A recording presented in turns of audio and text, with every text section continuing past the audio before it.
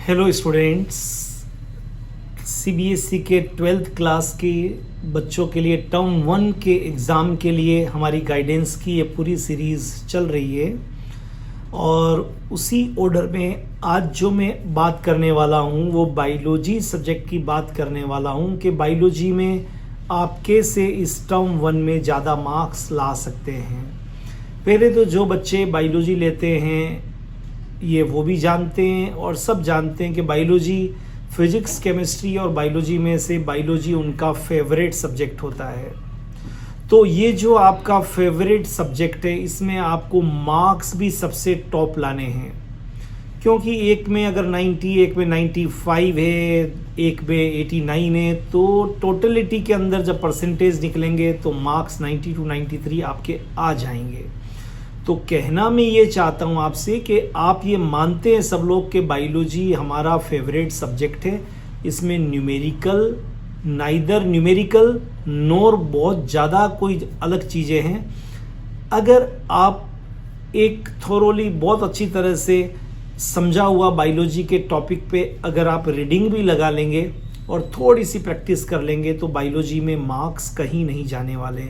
तो चलिए शुरू करते हैं। मैं आपको बताता हूँ पहला स्टेप क्या होगा इन 10 to 12 डेज़ के अंदर, जिससे बायोलॉजी में को आप बहुत अच्छी तरह से क्रैक कर पाएंगे एंड आप को बहुत अच्छे मार्क्स मिलेंगे। नंबर 1, जैसा मैंने फिजिक्स केमिस्ट्री में भी बोला है, बायोलॉजी के लिए तो मैं और स्ट्रांगली बोल सकता हूँ कि एनसीईआरटी के अलावा और किसी भी बुक को मत देखिए।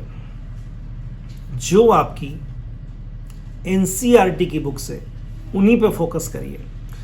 नंबर 1। नंबर 2, बायोलॉजी में आपको केवल एनसीईआरटी बुक से पढ़ना है और एक एक लाइन में आपको अंडरलाइन करते हुए जो हाईलाइटर से जहाँ पर इंपॉर्टेंट पॉइंट है जो टीचर पढ़ाते हुए बताता है उसको मार्क कर देना है। जब आप एनसीईआरटी को पढ़ेंगे तो उसके साथ में अपने टीचर ने जो कोचिंग स्कूल जो भी है, वैसे भी बायोलॉजी टीचर आप सब लोगों के बड़े फेवरेट होते हैं। डेफिनेटली लाइफ साइंसेज है, जीवन से जुड़ा हुआ सब्जेक्ट है तो इंटरेस्टिंग तो होता ही है। तो क्यों नहीं इस इंटरेस्ट को मार्क्स में कन्वर्ट करते हो आप। तो मुझे बड़ा दुख होता है जब बायोलॉजी के एक बच्चा लेता है और उसके सबसे कम नंबर बायोलॉजी में आते हैं, तो मुझे बड़ा पेन होता है। बायोलॉजी में सबसे अच्छे मार्क्स आने ही चाहिए आपके, और ये अच्छे मार्क्स जब आएंगे तो फिजिक्स में अगर कुछ परसेंटेज कम भी आ गया तो कवर अप हो जाएगा। बात यही होती है, ठीक है ना। आपने T20 न्यूजीलैंड और इंडिया का कल मैच देखा होगा। इंडिया पहले बैटिंग जो की थी वो न्यूजीलैंड ने की थी और 165 रन्स बनाए थे। Well begun is half done. अभी तो वर्ल्ड कप में हम न्यूजीलैंड से हारे थे, लेकिन कल हम न्यूजीलैंड से जीत गए। उसका बहुत सीधा सा कारण था कि लक भी होता है, हमको पहले बॉलिंग का चांस मिल गया, फिर दूसरा मेहनत भी होते हैं। Well begun is half done. तो हमारा जो पहला ओपनर था रोहित, जो हमारे कैप्टन भी है रोहित शर्मा, उन्होंने बहुत अच्छा रन बना लिए, फर्स्ट 50 फास्ट बना लिया उसने। और तीसरी इंपॉर्टेंट बात थी, हमारे हाथ में बहुत सारे विकेट थे और लास्ट ओवर के अंदर फिर बहुत अच्छी तरह से रन बन गए। तो कहने का मेरा तात्पर्य ये है यहाँ पर कि अगर आप पूरी तरह से अगर टीम भावना से काम करोगे तो आपको मार्क्स अच्छे मिलेंगे। अब आपकी टीम में कौन कौन है? आपकी टीम में आप हो भाई, आपकी बायोलॉजी की टीम में कौन है? आपकी कोई क्रिकेट टीम तो है नहीं है, आपको खुद को ही लड़ना है। तो आपकी बायोलॉजी की टीम में आप हो, आपके टीचर हैं, आपकी क्लास वर्क के नोट्स की कॉपी है और एनसीईआरटी बुक है। ये चार जो हैं ये आपकी टीम के मेंबर हैं। अब इन चारों के बीच में सिंक्रोनाइजेशन होना चाहिए। जो टीचर ने पढ़ाया है उस पर फोकस कर रहा है, उस रजिस्टर से लेके एनसीईआरटी की जो आपका दूसरा प्लेयर है उसके अंदर एक एक लाइन को अंडरलाइन करके पढ़ना है। नो कंप्रोमाइज, बिल्कुल नहीं छोड़ना है। और तीसरे आप खुद हैं तो डेफिनेटली आपको तो सबसे ज़्यादा पार्टिसिपेट करना है, क्योंकि एग्ज़ाम के अंदर रन चौके छक्के तो आपको ही उड़ाने पड़ेंगे। तो आपको उस चीज़ को हाईलाइटर से मार्क करके, अंडरलाइन करके और दिल में, दिमाग में उतार लेना है। मैं मजाक में कहता हूँ कि तुझे दिल में बंद करके, बायोलॉजी तुझे दिल में बंद करके दिमाग में फेंक देंगे और वक्त आने पर निकाल के बाहर रख देंगे। तो ये बड़ी इम्पॉर्टेंट बात है कि आपको टीम वर्क करना पड़ेगा। बायोलॉजी एक ऐसा सब्जेक्ट है जिसमें लर्न करना पड़ेगा, रीडिंग लगानी पड़ेगी, याददाश्त भी आपकी पक्की। याददाश्त कैसे बढ़ती है? याददाश्त रिवीजन से बढ़ती है। तो बायोलॉजी जैसे सब्जेक्ट को आपको रिवाइज बोलते हुए करते हुए जल्दी में कुछ टेक्निक्स भी आपको अलग से बताने वाला हूँ। तो अगर आपको हमारे वीडियो अगर अच्छे लगते हैं आपको, तो आप अपने फ्रेंड्स को भी आप बता सकते हैं, क्योंकि अच्छा फ्रेंड वो होता है जो अच्छी चीज़ों के बारे में दूसरे को जानकारी देता है। तो आपके फ्रेंड्स भी जो 12th में हैं, 11th में, 10th में, वो इस चैनल को, हमारे MK जैन क्लासेस के चैनल को सब्सक्राइब कर सकते हैं, ताकि जब भी हम इस तरह के वीडियो बनाएं तो उनके पास नोटिफिकेशन जाए और उनको भी ये लाभ मिल सकता है। तो बायोलॉजी की जो आपकी टीम है वो स्ट्रॉन्ग होनी चाहिए, तो आपके मार्क्स बड़े अच्छे आएंगे। बायोलॉजी में NCERT बुक ही देखिए केवल, साथ में टीचर के नोट्स को रखिए, क्योंकि टीचर ने जो एक्सप्लेनेशन किया था वो एक्सप्लेनेशन बहुत क्लियरली वहाँ पर आपको उसका मीनिंग आना चाहिए आपको। बायोलॉजी में बस सिंपल सी बात है, जो चीज़ आप पढ़ रहे हैं उसका कॉन्सेप्ट क्लियर होना चाहिए आपका।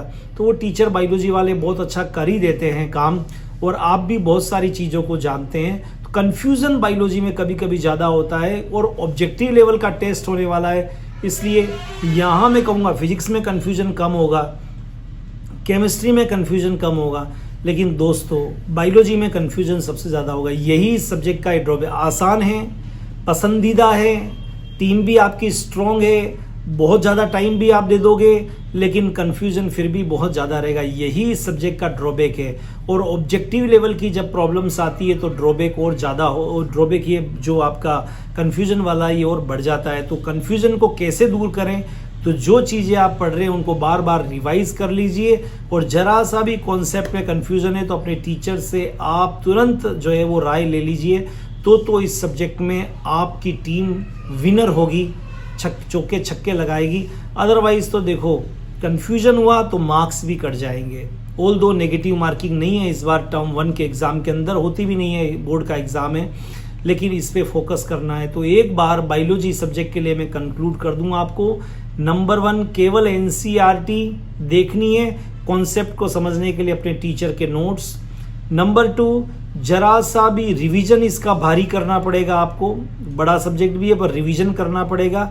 रिवीजन की टेक्निक्स में आपको देने वाला हूं, तो रिवीजन करना पड़ेगा, तो आपको ये चीज़ें याद रहेगी और कंफ्यूजन नहीं होगा। तीसरी चीज, लास्ट बट नॉट लीस्ट सबसे इंपॉर्टेंट है, जिस पे आपको लीस्ट फोकस नहीं करना है, ये मैं कह रहा हूं आपसे, सबसे ज़्यादा फोकस करना है। और वो ये है उसके अंदर कि आप अपने टीचर से जो भी कोई कन्फ्यूज़न है वो पूछ के क्लियर कर लीजिए, क्योंकि एक कन्फ्यूज़न रहा तो पूरे चैप्टर को वो बिल्कुल ख़त्म कर देगा। इसलिए अपने टीचर से कंसल्ट करके और उसको क्लियर कर लीजिए। तो ये मैंने आपको बायोलॉजी के बारे में बताया था। बहुत अच्छे मार्क्स वैसे भी इसके सब्जेक्ट के अंदर आएंगे। MCQs की प्रैक्टिस कर लीजिए, क्योंकि बायोलॉजी के MCQs आपको बहुत मिल जाएंगे। एक एक चैप्टर में 500 1000 MCQs बन सकते हैं, इतनी भी बुक्स है। एक बार देख लीजिए, जो NCERT लेवल के जो हैं अच्छी तरह से देख लीजिए।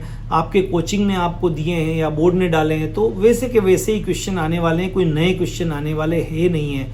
तो आई थिंक आप बहुत अच्छी तरह से परफॉर्म कर पाओगे। Have a great time.